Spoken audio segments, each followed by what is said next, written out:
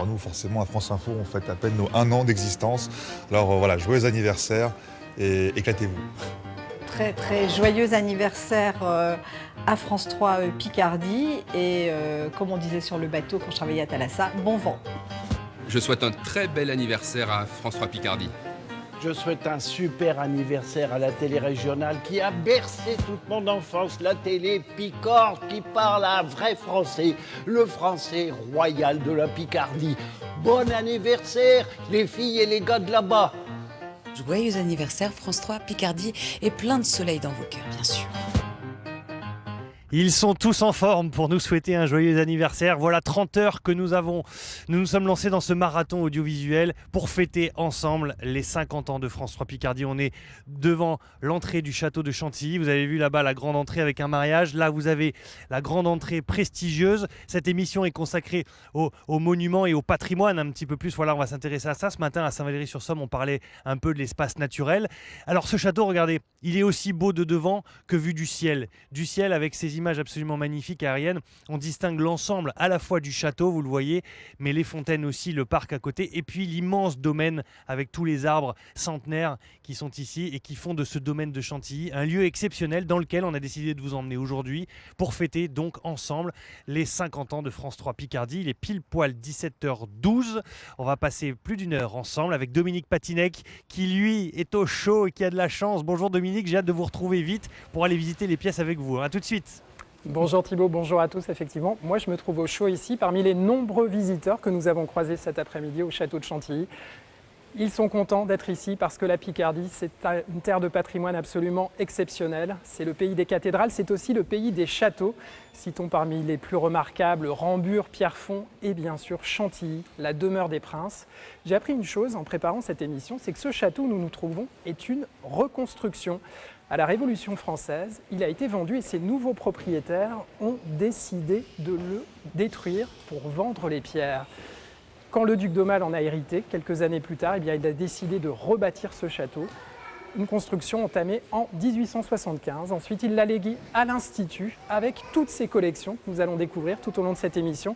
Et ces collections, c'est vous qui veillez sur elles, Nicole Garnier. Bonjour. Bonjour. Merci de nous accueillir ici, dans ce château de Chantilly, avec, je le disais, ces magnifiques collections. C'est vraiment exceptionnel ici. Impressionnante collection de tableaux réunis par le duc d'Aumale, effectivement, dans la seconde moitié du 19e siècle. Une collection parmi lesquelles 3 tableaux de Raphaël, des tableaux de Nicolas Poussin, d'Ingres, de Delacroix. Une collection vraiment très riche du 15e ou 19e siècle et qui est, dit-on, la seconde collection de peinture ancienne en France après celle du Louvre. Mais comment a-t-il fait pour réunir tous ces tableaux? Il était immensément riche. Il avait hérité de tous les biens de la famille de Bourbon-Condé. Donc le dernier prince de Condé était son grand-oncle et c'est lui qui lui a légué tous ses biens. C'est la première fortune de France.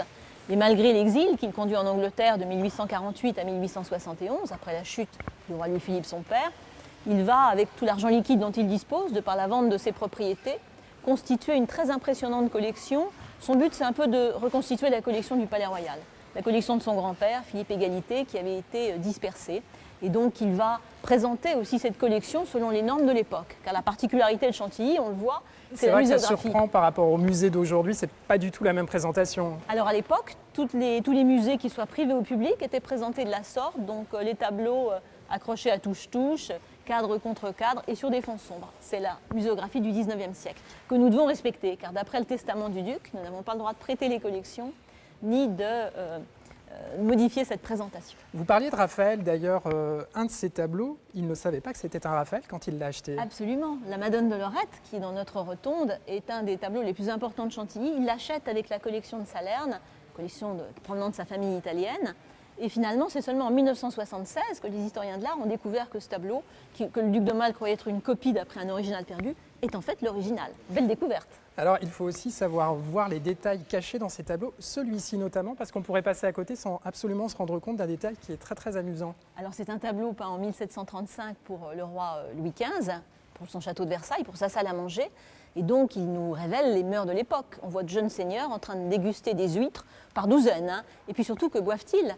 Si on s'approche, on va essayer de voir ce que regardent les domestiques à l'arrière-plan. On regarde le pilier.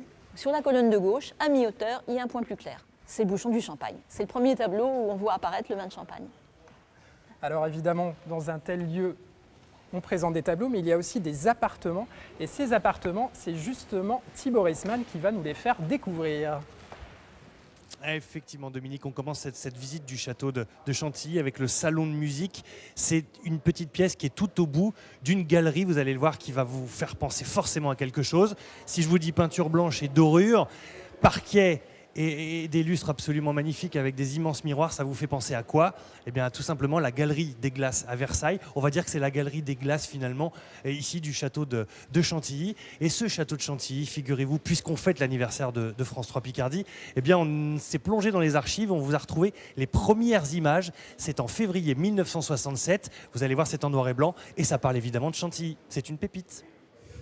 Ces grandes écuries, les plus vastes temples jamais édifiés à la gloire du cheval, seront pour nous l'antichambre du château. Un souffle nous en sépare. Le château qui a appartenu durant 2 siècles au Condé, branche si valeureuse des Bourbons qu'on lui donna le beau surnom de branche des lauriers.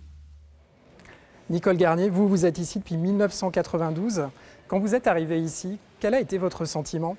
Exalté ou un peu écrasé par les lieux? Impressionnant, c'est une lourde responsabilité que cette magnifique collection de tableaux qui avait besoin évidemment de restauration, ces bâtiments aussi, que maintenant nous restaurons grâce à la Fondation de Chantilly. Alors la collection d'œuvres qui est ici dans la galerie de peinture par exemple, on l'a restaurée avec l'aide du mécénat privé, avec les Amis du Musée Condé, entre autres, d'autres associations, d'autres mécènes. Mais tous les bâtiments, tous les jardins de Chantilly, finalement, progressivement, sont restaurés grâce à la Fondation qui s'est mise en place en 2006 et pour 20 ans. Parce que quand on regarde tous ces tableaux, on a vraiment le sentiment de se retrouver confronté à l'histoire de France. Oui, absolument. On a des tableaux historiques comme Champaigne, représentant le cardinal de Richelieu, représentant le cardinal Mazarin, donc toutes les grandes figures de l'histoire de France. On a le portrait de Marie-Antoinette, on a toutes ces figurations très importantes. Le duc d'Aumale, en fait, était un historien. Il se définissait comme tel. Il avait écrit une histoire des princes de Condé et il achetait aussi des tableaux qui étaient des portraits des personnages principaux de l'histoire de France pour illustrer les livres qu'il écrivait, entre autres. Il a beaucoup collectionné les portraits gravés pour illustrer ses ouvrages. Ici, on arrive devant des tableaux qui racontent aussi son histoire personnelle, parce que ça, c'est toute une période orientale qui est liée à vraiment son parcours militaire, notamment. Oui, il a vécu en Algérie à l'âge de 18 ans. Il a rejoint les armées de Louis-Philippe, c'est la période de la colonisation. Il a découvert donc l'Algérie, il a adoré ce séjour en Afrique du Nord. Il a beaucoup collectionné les tableaux de courant romantique et l'orientalisme. On a ici, entre autres, Bonaparte et l'épéciférie de Jaffa, des tableaux de Fromentin, de Vernet. Ce sont des livres qu'on a vus dans nos livres d'histoire, justement. C'est vraiment étonnant de les voir pour de vrai. Voilà, c'est l'esquisse, le BAT en quelque sorte, présenté par Gros à Bonaparte pour le grand tableau qui est au Louvre. On a donc la première version. Mais parce que le duc d'Aumale est célèbre pour la prise de la Smala d'Abdelkader en 1830. 1843, oui, la prise de la Smala d'Abdelkader, oui, un événement très important. Il a 21 ans, il va s'illustrer par une action extrêmement brillante qui va le faire connaître. Et d'ailleurs, son père, le roi Louis-Philippe, va commander en son honneur un tableau Horace Vernet, qui est justement représenté ici. Et c'est le tableau le plus grand du monde à l'époque, il fait 23 mètres de long, donc un brillant soldat. Mais avant le duc d'Aumale, il y a eu beaucoup d'autres figures de l'histoire de France qui ont vécu ici et qui ont amélioré, augmenté ce domaine. Oui, tout à fait. L'histoire du château commence avec une forteresse médiévale au XIVe siècle, les Orgemont. Ensuite, le connétable Anne de Montmorency, donc le ministre de François Ier, son compagnon d'armes, son compagnon d'enfance, va construire une aile Renaissance, où sont aujourd'hui nos appartements historiques. Et les princes de Condé, bien sûr, vont posséder le château au XVIIe, XVIIIe et jusqu'en 1830. C'est le temps de la douceur de vivre, c'est le moment où les jardins sont aménagés. Et puis il y a les fameux jardins de Lenôtre, effectivement. Et bien évidemment, André Lenôtre qui va travailler pour le Grand Condé et qui va aménager et la forêt et les jardins à la française avec de superbes parterres. L'idée, c'est de repousser un peu la nature hors de la vue des visiteurs. C'est aussi le moment d'une école littéraire qui se construit autour de Chantilly, au temps du Grand Condé. Les plus grands écrivains classiques vont venir travailler ici. Madame de Lafayette dira de tous les lieux que le soleil éclaire, il n'en est point de pareil à celui-là. La Fontaine, Bossuet sont des proches du Grand Condé. C'est vraiment l'histoire de France ici, effectivement. Donc il y a énormément de tableaux ici, vous l'avez constaté, mais il y a encore plus riche, c'est la collection de livres. Il y a 2 bibliothèques. Une de ces bibliothèques ne se visite pas habituellement, mais Thibaut a eu la chance de la visiter. On découvre tout ça avec lui. Et oui Dominique, on continue notre visite avec une pièce exceptionnelle fermée au public et j'ai réussi à avoir le badge pour passer. Vous avez vu, c'est très sécurisé pour pouvoir rentrer ici parce qu'on rentre tout simplement dans une des plus belles pièces de ce château de Chantilly. C'est l'une des bibliothèques fermées, je vous le disais, au public. Regardez la beauté et la majestuosité de cette pièce. Bonjour Laurent. Bonjour. Laurent Ferry, vous êtes conservateur en chef des archives et des bibliothèques du château de Chantilly. C'est plutôt pas mal comme bibliothèque, hein. On a tous envie d'avoir ça chez soi, hein. Oui, c'est une très belle bibliothèque, dite bibliothèque du théâtre, édifiée à la fin des années 1880 par l'architecte Daumet pour le duc d'Aumale. Bibliothèque de travail avec 30 000 livres. Elle est dans son jus, j'ai envie de dire. C'est-à-dire que rien n'a changé. Les coursifs sont les mêmes. On va les s'approcher tout à l'heure. Avant d'y aller, il y avait une pièce importante à montrer. C'est cette carte faite à la main, à la peinture, au stylo, à l'encre. C'est quoi? C'est de la peinture sur de la peau de veau. Et c'est la plus ancienne image que nous ayons aujourd'hui du domaine de Chantilly, le château et le domaine forestier. Une réserve de chasse qui servait aussi d'entraînement pour la guerre. Et c'est important de se rappeler qu'avant d'être une résidence princière ou une destination touristique, Chantilly, c'était un château fort. Allez, allons nous promener au cœur de cette bibliothèque dans son jus avec le patron qui nous regarde, hein. Exactement, on est toujours sous l'œil du maître. C'était sa collection au prince de Condé, hein, c'est ça? Le duc d'Aumale, le duc d'Aumale, pardon. Avait hérité des princes de Condé. Voilà, c'est ça. Et c'est une partie de sa collection personnelle finalement. C'est ça. Le prince en exil a commencé d'abord à collectionner les livres et puis ensuite il s'est mis au tableau, au dessin, aux objets d'art et tous ces trésors ont été accumulés à Chantilly. Ces coursives, on le disait tout à l'heure, sont d'origine, elles sont en fer forgé, elles en ont accueilli des pas perdus, mais ça fonctionne toujours tout cela. Oui, alors l'usage abondant du fer et de la fonte, c'est une idée que Daumet a empruntée à la Brousse, à la Bibliothèque nationale. C'est une très bonne idée du point de vue de la sécurité contre les incendies. Et puis ça donne à cette bibliothèque un côté très léger et très fonctionnel. Combien d'ouvrages sont stockés ici en tout? 30 000 par rapport aux 10 000 que compte le cabinet des livres. Avec différentes tailles, et vous nous en avez choisi un qui a une importance pour vous, à vos yeux, parce qu'elle représente Palmyre. On en a beaucoup parlé de Palmyre dans l'actualité. Oui, d'abord, ici, elle est bien représentée. C'est un livre qui vient de la donation Bernier, 1919, donc après le duc d'Aumale. C'est aussi un livre important par sa provenance. Il était dans la bibliothèque de la marquise de Pompadour. Et puis, effectivement, il représente Palmyre avant les destructions perpétrées par Daesh à partir de 2015. Merci de nous avoir ouvert les portes de cette bibliothèque. C'est un beau cadeau que vous nous faites pour l'occasion de l'anniversaire des 50 ans de France 3. Je peux vous garder le badge ou... Non, ouais, dommage. Merci beaucoup en tout cas. Au revoir, monsieur. Dominique, je vous rejoins tout de suite. On termine cette émission. On va parler de cinéma ensemble. À tout de suite. Effectivement, Thibaut, on parlera de cinéma, mais ça, ce sera tout à l'heure. On a encore beaucoup d'autres choses à raconter auparavant. On a vu cette collection de livres très riche, on voit tous ces tableaux. C'est un patrimoine magnifique, mais qu'il faut restaurer. Ça coûte beaucoup d'argent. Absolument. Et pour ça, grâce à l'Agacan, une fondation a été réalisée en 2006 qui gère pour 20 ans le domaine de Chantilly. Ça veut dire le château, musée Condé, mais également les jardins, le parc, le musée du cheval, les grandes écuries qui accueillent nos spectacles équestres notamment. Il y a un musée qui a été rénové. Donc tout ceci s'est fait sous la forme d'une fondation mi-publique, mi-privée. Son Altesse l'Agacan, donc proche de Chantilly. Oui, c'est votre voisin. Rappelons qui est l'Agacan. Alors l'Agacan, c'est à la fois un chef religieux ismaélien, c'est aussi un milliardaire qui habite notre région, qui est très attaché à Chantilly, qui nous a aidés déjà pour restaurer l'hippodrome et le redynamiser économiquement, et qui dans un second temps nous a permis, donc en créant cette fondation mi-publique, mi-privée, de restaurer le domaine. Alors, c'est un montage... Il a mis 40 millions d'euros de sa poche. Exactement, il a apporté 40 millions, mais il groupe autour de lui les collectivités publiques, donc l'État bien sûr, qui au titre des monuments historiques apporte toujours 50% de restauration, du moins pendant les 10 premières années de la fondation, c'était le cas. La région, le département nous aide aussi, et puis bien sûr l'Institut de France, propriétaire, qui apporte les revenus de l'ensemble du domaine.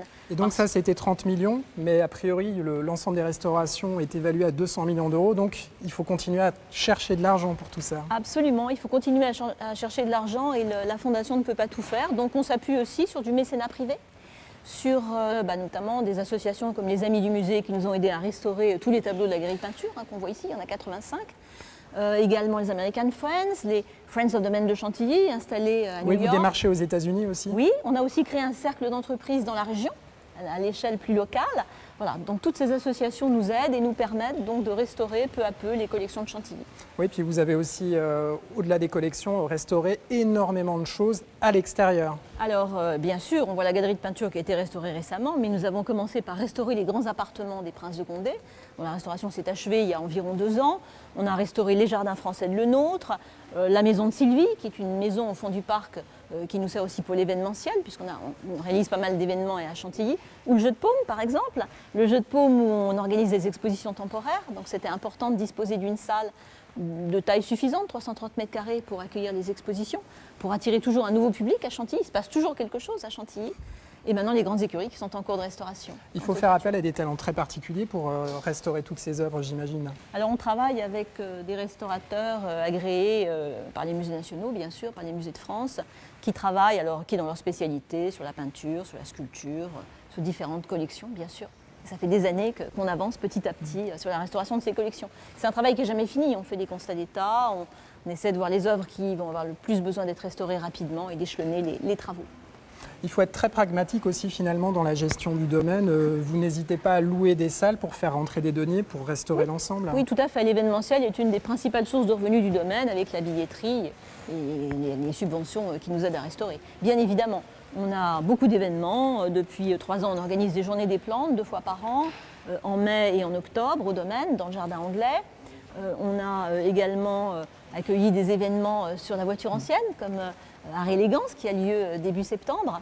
Parce qu'il fut une époque où on disait que Chantilly était une belle endormie, mais ça c'était il y a longtemps finalement. C'était il y a longtemps. Puis on a aussi des déjeuners, des dîners qui peuvent s'organiser dans le château ou dans les écuries. Par exemple, cette galerie de peinture peut accueillir des soirées de gala dans des circonstances bien particulières. C'est assez surprenant ça, finalement on n'imaginerait pas un tel lieu. Non, on a cette tradition d'ailleurs de l'événementiel qui est même antérieure à la Fondation, parce que justement avant que la Fondation n'arrive à Chantilly, on avait déjà beaucoup de besoins pour restaurer les collections, et donc l'événementiel s'est imposé tout naturellement.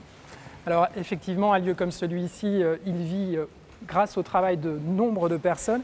Une de nos équipes, il y a 2 ans, Sophie Crimon et Julien Guéry, a suivi un des gardiens et il nous raconte comment il est tombé amoureux de ce lieu, lui aussi.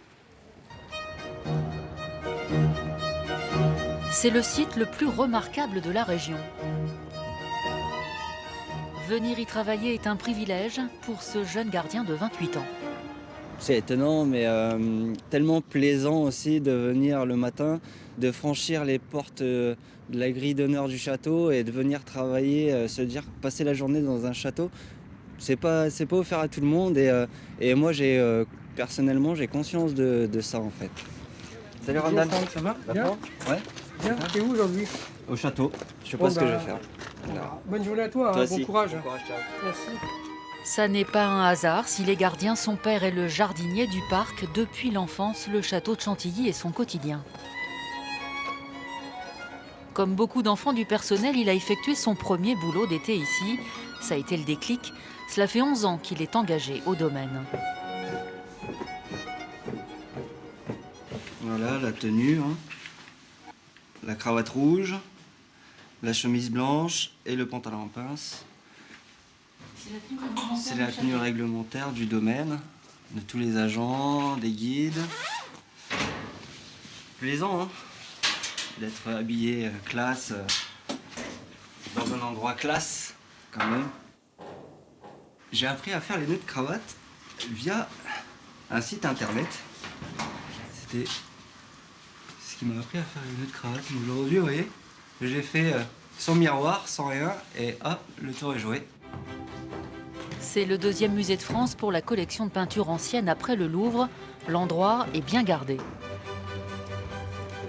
Aujourd'hui, la vie de gardien a changé. C'est davantage une présence mobile sur une aile du château. Effectivement, moi-même, je me demande comment la personne faisait pour rester assise ou Planton faisait planter, rester piqué fixe dans une salle. Mais aujourd'hui, ça se fait plus comme ça. Le zone, c'est ça, c'est le cabinet d'angle. Le cabinet d'angle. Le cabinet d'angle, oui. Ok, très bien. 445 000 visiteurs par an, il y a des règles à faire respecter pour les peintures.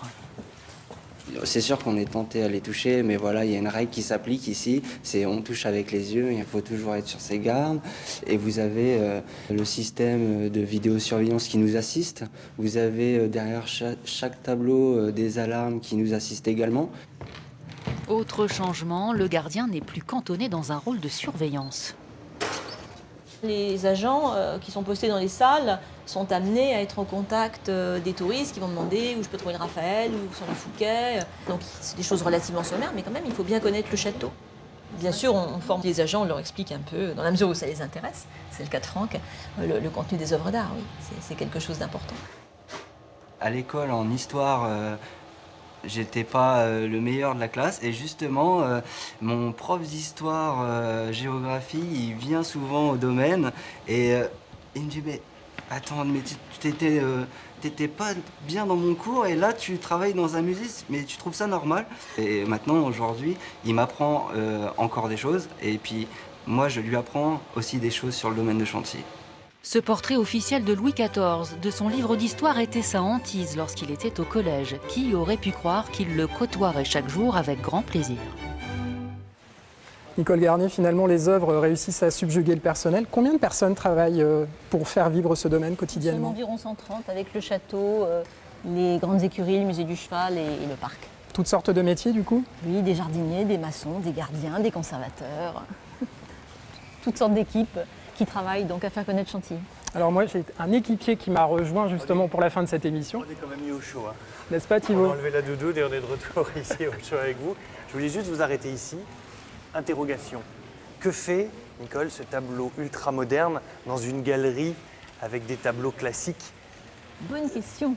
Il a un nom, ce tableau. Il a une histoire. Ça fait référence à un épisode biblique évidemment très connu et repris entre autres par Nicolas Poussin. C'est le massacre des Innocents, bien sûr, peut-être le chef-d'œuvre du musée Condé, avec les Raphaël. Et ce chef-d'œuvre est pour quelques mois encore au Jeu de Paume du domaine de Chantilly, donc dans la salle d'exposition temporaire.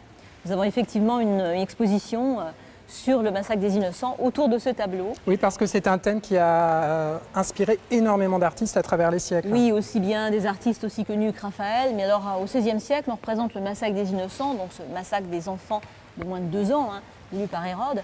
Eh bien, on le traite avec des scènes où il y a énormément de personnages, énormément de mères qui fuient, d'enfants morts au sol. Et puis, à partir de Nicolas Poussin, au contraire, on va traiter le massacre d'un innocent, et non pas le massacre des innocents. Le génie de Poussin, c'est ça, c'est résumer cet épisode terrible à un seul enfant qui meurt sous nos yeux, le massacre d'un innocent. Et on le voit, ça a intéressé l'art moderne, effectivement. Avec Picasso en 1945 qui a repris aussi à sa façon ce... Alors l'exposition, elle part de Poussin et elle va jusqu'à l'art moderne et contemporain. C'est très important pour nous parce que pour la première fois, à partir d'un chef-d'œuvre de l'art ancien, on montre qu'une œuvre telle que celle-là a impressionné les artistes modernes actuels. Il y a même des créations dans l'exposition temporaire. Annette Messager, Pierre Biraglio, Jérôme Zonder ont travaillé pour nous. Et puis bien sûr, les tableaux de maître, c'est le célèbre Picasso du MoMA, du Museum of Modern Art de New York, le charnier. On fait une petite pause dans cette visite, on s'arrête là pour le moment parce qu'il est justement temps de retrouver une déesse aussi, elle pourrait faire partie du patrimoine historique du château de Chantilly. Notre déesse a quitté France 3 Picardie à 10h50 hier matin puisque je vous rappelle qu'on fête tout au long du week-end les 50 ans de France 3 Picardie. Et elle en a fait des kilomètres, vous allez voir le parcours qui va s'afficher à l'écran de toutes les villes par lesquelles ils sont passés. Ils ont commencé évidemment par Amiens puisqu'ils y sont partis, ils sont passés aussi du côté d'Abbeville. En ce moment ils sont dans l'Aisne, Guise, Vervins ce matin. Marle aussi en fin de matinée. Et là, on va rejoindre tout de suite Émilie en direct de Laon. Émilie monte chaud avec Aurélien Barège et toujours cette magnifique déesse. Émilie, où êtes-vous? Je ne vous vois pas. On vous cherche, mais on ne vous voit pas. Eh bien, je suis toujours à côté de la déesse, au pied de la cathédrale de Laon. On est arrivé à Laon, on a fait à peu près 400 km depuis qu'on est parti hier matin. Donc la déesse qui est toujours là et qui est accompagnée de petites copines. Elle n'est pas venue seule. Et donc je me tourne vers Jean-Louis Chêne, qui est le président de l'association de la montée historique de Laon, un club de voitures anciennes. Vous organisez plein de choses. Voilà, c'est ça. Donc, association de la montée historique de Laon, on organise le circuit historique de Laon chaque année depuis 27 ans aujourd'hui. Et on a la faculté de pouvoir accueillir entre 800 et 1000 voitures. Ah, attention, Émilie, on a un petit problème C'est le patrimoine et nous sommes le patrimoine roulant. Et si, on a un petit problème. On a un problème. On a un petit problème. On ira retourner la... Oui, on vous entend, Émilie, on vous entend, on essaye. On ne vous voit plus, Ouais. malheureusement. Allez, On va on refait une continuer. tentative. Donc la montée historique de l'An, là vous avez des voitures qui ont quel âge? Ah bah écoutez, bientôt 50 ans, donc 50 ans, comme le RTF, hein, donc on a 67, une R8 Major de 67, une 68, une 69, une 70, 71, 72, voilà. Bah, merci beaucoup, vous nous avez rendu hommage, c'est vraiment gentil. Alors on va se dépêcher parce qu'on a perdu un petit peu de temps du coup et on va se diriger tout de suite vers une curiosité à Laon, c'est qu'il y a du miel à Laon, on est les champions du miel. Et on est champion du miel à Laon, tout à fait, et un miel d'exception cette année, quoi, hein, avec une saison un peu particulière et des ruches qui ont été implantées au mois de juin et un miel de couleur ambrée. Hein, et alors, le miel, il est aussi accompagné d'une start-up qui marche bien en ce moment. Ben, sans la technologie de la start-up Ostabi, hein, avec on va dire une révolution technologique que j'ai dans ma poche, qui se met entre deux cadres, c'est universel, ça peut aller dans toutes les ruches. On peut suivre les ruches à distance et Monsieur Villers, donc professionnel du miel, peut justement guider ces ruches à distance. Donc il suit quoi exactement? Ben, c'est un peu comme chez le médecin, on prend la température et la tension. Ben, là, moi, je prends la température et l'humidité et je connais l'état de santé de la colonie. Bah, merci beaucoup. Le miel, peut-être que le chef Willy Mark Zorn l'utilise. Alors c'est le seul bib gourmand de l'Aisne. Donc dans votre restaurant, qu'est-ce que vous cuisinez? Écoutez, nous on est de plus en plus locavores et donc on adore ce département, cette région qui regorge de produits d'exception, notamment le miel, mais les endives, on a du safran bio, on a des tas de choses magnifiques et c'est pour ça qu'on s'amuse vraiment dans notre cuisine. Et comment on fait pour cuisiner bien et pas cher? Ben justement, le locavore, c'est juste ça, c'est d'aller voir l'artisan ou effectivement toutes les personnes qui sont justement qui cultivent ces produits et voilà, on les touche, on sait comment ça se passe et c'est vraiment notre métier. Nous sommes des artisans. Merci beaucoup, chef. On va se quitter là à Laon et nous, on va partir vers Soissons. On sera vers Soissons pour le journal de 19h. À tout à l'heure. Et les kilomètres continuent. Merci beaucoup, Émilie, avec Aurélien Barège. Vous sillonnez comme ça la région pour fêter ensemble les archives de 50 ans de France 3 Picardie. Et dans ces archives, il y a forcément des premières télés. Et comme Dominique est à mes côtés, Nicole, on va le piéger. Regardez l'écran là et vous allez voir la première télé de Dominique. Nous attend Dominique Patinac en compagnie de Patrick Abraham, l'entraîneur adjoint de l'Amiens SC. Est-ce que l'on se rend compte, Dominique, à moins d'une heure du début du match? Eh ben, en tout cas, ça démarre très bien puisque le stade se remplit de mieux en mieux. D'ailleurs, on va vivre une soirée très très spéciale ce soir puisque s'ils gagnent, les Amiénois auront l'occasion pour la première fois de leur histoire d'atteindre la... tous ces ingrédients, c'est ce qui fait de la force de l'équipe. Le jeune premier, le look s'est amélioré depuis l'époque quand même. C'est la même coiffure, Dominique. Il n'a pas changé, Nicole, vous avez vu. C'était sa toute première télé. Et voilà, ça va. J'avais de la chance à l'époque parce que je démarrais comme journaliste sportif à France 3 Picardie et je m'étais retrouvé au Stade de France avec Amiens qui s'était retrouvé en finale de la Coupe de France, un de mes meilleurs souvenirs de la région à l'époque. Et c'est à ça que sert justement cette émission, de se replonger dans les archives comme ça, puisqu'on fête encore une fois l'événement des 50 ans de France 3 Picardie. Et si on parlait cinéma? Ça c'est sûr, effectivement. On va voir des images tout de suite. Chantilly, c'est un lieu idéal pour tourner des films. Ça, les réalisateurs l'ont bien compris. Et du coup, énormément de films ont été tournés ici. On va découvrir des images de Marie-Antoinette, plus surprenant, du jour le plus long, et aussi d'un James Bond avec Roger Moore. Ça, ce sont de sacrés souvenirs pour le château. Absolument. Avec des films qui ont été tournés aussi plus récemment. On en a eu d'autres. Alors effectivement, peut-être le plus ancien qui est marqué, c'est Funny Face au domaine de Chantilly, avec... On va découvrir ces extraits, je crois, tout d'abord. On va les savourer un petit peu et puis on en reparle ensuite.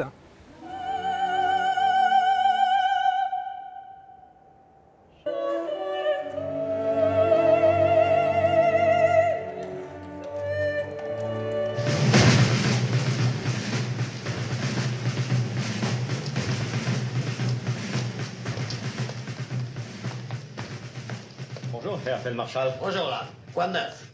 Pas grand-chose. Bombardement dans le Pas-de-Calais hier après-midi, mais rien à signaler la nuit dernière. À cause de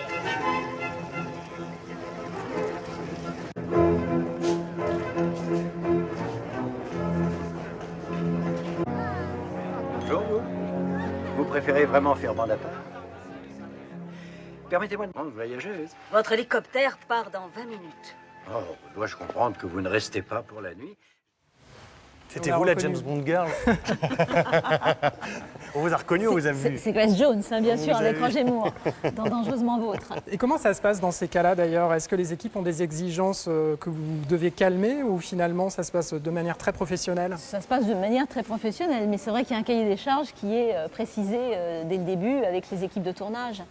Souvent les tournages se déroulent le mardi ou la nuit, ou à des heures qui gênent le moins le public ou dans des parties très privatisées du château. Et à quoi ont-elles droit ou pas droit justement par rapport à ce château, à son mobilier? Alors il faut respecter bien les mobiliers, on ne s'assoit pas sur des sièges anciens fragiles. Souvent l'équipe de décoration apporte sa propre décoration. Évidemment on ne fume pas dans le château, évidemment il y a des choses qu'on ne peut pas faire à l'intérieur du musée et devant ses collections. On découvre le tournage de Madame de Pompadour avec Hélène de Fougerolles. Oui. C'était dans 2006, si j'ai bonne mémoire. Ouais. Oui, et elle devait tomber à 2 reprises dans le grand bassin et il y avait une doublure qui venait à sa place. Je me rappelle très bien de ce tournage-là. Mais il y a une longue tradition de cinéma au domaine de Chantilly. Dès le cinéma muet, on a été longtemps un lieu privilégié. Puis il nous arrive souvent de remplacer l'Élysée, où il est peut-être un peu moins facile de tourner que chez nous, parce que les décors effectivement sont contemporains, parce qu'il y a des grands appartements. On représente aussi souvent le château de Versailles, parce que vous les êtes moins décors... cher aussi. Et puis surtout, on est peut-être plus facile en ce qui concerne les horaires de tournage et les facilités sont plus grandes sûrement chez nous. Allez, petite interrogation maintenant si vous me le permettez, parce qu'il y en a des films, on parle de cinéma justement. Direction, attention, interro, on va surtout la faire pour Dominique, regardez. Dominique, à Pierrefonds, qu'est-ce qu'on a tourné? Il y a un film qu'on ne peut pas oublier et ils n'ont pas oublié le passage de France 3 non plus. Ce sont les fameux Visiteurs, 14 millions d'entrées et un Christian Clavier furieux après l'équipe de France 3. Hervé Bruat qui est caché dans le car régie pourra vous le confirmer parce que c'est lui qui tournait les images et ce jour-là devait être tournée la fameuse scène du bûcher. Personne n'avait prévenu Hervé sur le fait que cette scène était top secrète. Et quand Christian Clavier, juché sur son bûcher, a vu cette caméra, il a commencé à hurler alors qu'on avait commencé à faire brûler le feu. Donc il était très mécontent. Les Visiteurs 2, donc le tournage que vous voyez avec Jean-Marie Poiré qu'on vient de voir. Effectivement, eux aussi ont énormément de tournages. Il y a aussi eu pendant plusieurs années le tournage de Merlin, la série britannique qui a duré pendant 5 saisons, qui a raconté la jeunesse de Merlin et qui a donc été tournée pour tous ses extérieurs au château de Pierrefonds. Allez, autre interrogation. Je vais vous la faire, Nicole. Raret. Raret. Directement inspiré de la salle à manger du duc d'Aumale, avec les bras de lumière. Évidemment. Elle est incollable. Qu'est-ce qu'on a tourné là-bas? C'est le... La Belle et la Bête. La Belle. Nous avez dit, regardez les images en noir et blanc. Ça, c'est aussi un très beau souvenir. J'avais eu l'occasion de rencontrer l'ancien propriétaire du château qu'il a vendu depuis, Monsieur de la Bédoyère, qui enfin avait assisté au tournage. Donc il m'avait raconté qu'il était tombé sous le charme de Josette Day. Et pour l'anecdote, vous voyez ces galeries cinégétiques, en fait, on mettait les comédiens sur des échafaudages pour qu'ils soient à hauteur des statues. Il m'a raconté aussi qu'on se souvient tous du masque de la Bête. Pour manger, il enlevait ses crocs, mais il gardait tout le reste du masque Jean Marais quand il devait manger. Pour l'anecdote, c'est le premier cauchemar dont je me rappelle dans mon enfance. J'avais 5 ans, j'avais regardé La Belle et la Bête et j'avais été terrorisé pendant la nuit. Allez, la dernière qui est un petit peu plus compliquée maintenant, ça se passe du côté de Compiègne. Alors là, je pense qu'on est tous collés. Pourtant, il y a eu des tournages célèbres, enfin un tournage célèbre notamment que vous allez nous commenter. J'ai dû chercher quand même. Celui-là, vous avez dû chercher, ouais. Mais ça, ce sont des images intéressantes. En fait, vous reconnaissez Robert Enrico à l'image, qui a réalisé un film consacré à la Révolution française qui avait été réalisé pour le bicentenaire. Et là, donc, on se trouve au collège Louis-le-Grand à Paris. Et vous regardez ces 2 comédiens. Normalement, ça devrait être Jean-François Balmer et puis Jane Seymour, ex-James Bond Girl, et puis on la connaît aussi comme Dr. Queen. Eh bien, en fait, ce sont des figurants qui ont pris leur place pour cette scène. Et le petit garçon que vous voyez là joue Camille Desmoulins, qui fait un compliment en latin au roi de France et qui se fait éclabousser par le cheval. Vous voyez la pluie aussi, hein, c'est une pluie factice. Le cinéma, c'est un grand mensonge. Avec un grand jet d'eau, surtout. Un bon tuyau d'arrosage. C'est important comme ça, pour vous, d'utiliser par exemple ce genre de château et ce genre de lieu pour refaire vivre comme ça la mémoire au travers du film. Bien sûr, ça diffuse aussi l'image de Chantilly. À travers et de le ce point de cinéma. vue d'ailleurs, vous avez réussi un joli coup il y a quelques années avec un tournage de Jackie Chan. Tout à fait. Qui vous ramène des touristes chinois aujourd'hui. Absolument. On est très connus en Chine à cause de ce film. Il y en avait plein devant tout à l'heure. En fait, ça fait partie des tours opérateurs comme ça de mariage, hein, c'est ça? Ouais. Et on va revoir peut-être, si c'est possible, d'autres images effectivement de films. Il y a vraiment énormément de productions internationales qui viennent ici chaque année chez vous. Des films comiques aussi, par exemple, avec Palais Royal de Valérie Lemercier, Saveurs du Palais avec Catherine Fro. Vous allez nous les faire dans l'ordre, regardez, parce que les images vont passer justement, vous allez nous les commenter. Voilà, on commence avec James Ivory en 95, avec Nick Nolte, hein, justement, Jefferson in Paris. Ça, c'était tourné où, par exemple, dans les galeries? Là, c'est pas chez nous, là. C'est pas chez vous? Ah bon, bah voilà. Là, Allez, maintenant, alors, Palais là, Royal, maintenant, Palais Royal, ça, c'est dans la Galerie des Batailles. Avec deux et Ah oui, avec ça, c'est le moment Valérie must où elle va boire le rince-doigt. Vatel, le fameux Vatel, bien sûr. Alors Vatel, qui évoque Chantilly, mais il y a très peu de scènes qui ont été tournées à Chantilly, parce que les décors d'époque ont été détruits malheureusement. Voilà, ça c'est le premier film qu'on évoquait tout à l'heure. Ça c'est Funny Face avec Audrey Hepburn et Fred Astaire. C'est sur le domaine de Chantilly, qui est actuellement en restauration d'ailleurs. Ça c'est magique quand même, hein. 1957 ici à Chantilly avec Audrey Hepburn qui est venue là. Ça fait partie Audrey Hepburn, Roger Moore. Niveau classe, c'est difficile de faire mieux. Et c'est vraiment c'est un lieu de tournage incroyable, quoi. Absolument. Et maintenant, vous avez beaucoup d'autres projets à venir aussi pour continuer à faire vivre ce magnifique monument? Oui, notamment, on est toujours en train de restaurer le château de Chantilly. Là, il y a tout un chantier de restauration qui vient de débuter sur les grandes écuries. Et donc, on travaille à restaurer les toitures de ce magnifique bâtiment. C'est une vraie cathédrale pour le cheval.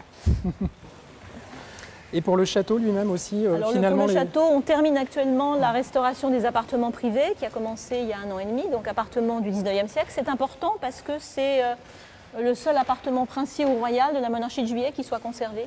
Donc il est important de le remettre en état et de le réouvrir au public, ce qui aura lieu en 2019. Vous allez pouvoir souffler un petit peu ou il y aura toujours quelque chose à faire? Mais en même temps, il y a aussi les expositions qui se préparent et qui prennent du temps, évidemment. Chaque année, ce sont 450 000 personnes qui viennent ici. Absolument, absolument. Avec une grande exposition au jeu de paume, avec de petites opérations à l'intérieur du château. On a ouvert au printemps dernier un cabinet d'art graphique, donc, qui nous permet aussi de montrer les collections qu'on ne voit pas souvent, qui sont les dessins, les gravures, les photographies. Donc beaucoup de projets actuels. Bon, puisqu'on est en direct et qu'on a fini notre petite promenade avec vous, merci beaucoup Nicole de nous avoir accompagnés. Merci à vous. Moi je propose un truc, c'est on va faire un demi-tour de caméra et je voudrais vous montrer juste ce qui se passe derrière. Puisque c'est l'anniversaire de France 3 Picardie, venez voir un peu l'envers du décor. Regardez derrière ceux qui se déplacent depuis tout à l'heure. Alors là on nous tient l'écran avec Michel pour qu'on puisse voir ce qui se passe, sauf que là il n'y a plus d'image parce qu'il n'y a plus rien. Derrière on a la lumière et regardez la caméra qui se déplace. Et si on revient par là, eh ben, on va assister aussi, je montre juste les coulisses en même temps, avec la partie son qui est ici. Regardez, ils sont là. Non, non, vous cachez pas, Romain, Judith, regardez comment nous aussi, avec notre télévision, on a réussi à envahir le château pour ce tournage. Merci beaucoup, Nicole, de nous avoir accueillis, de nous avoir servi de fil rouge dans cette émission. N'hésitez pas à aller sur Internet, sur hdf.france3.fr pour voir et revoir les émissions, suivre le périple d'Émilie et Aurélien. Et nous, on se retrouve tous ensemble, Dominique, tout à l'heure à 19h pour le journal. Merci à tous les deux. Merci à tout à l'heure. Merci à vous. Merci.